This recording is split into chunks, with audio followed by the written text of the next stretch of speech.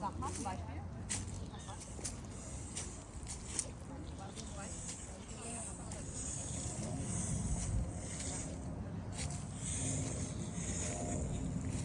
Na, îți place aici la cetate? Îți place la cetate? Vrei să te urci pe tun? Hai să te urci pe tun. Care pe tun, nu vrei? Nici eu. Să tragi cu tunul.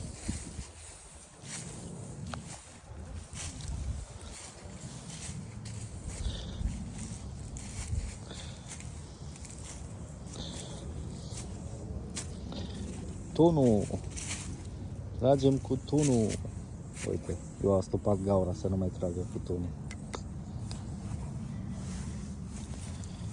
Am stopat gaura.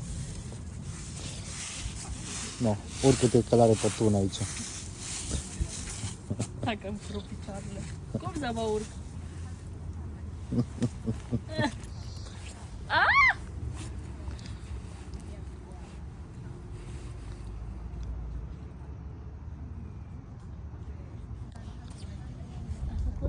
Da, cu și poze.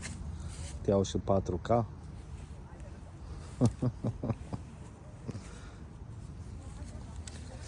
Ia fă și pe meu. Să fac și cu a tău.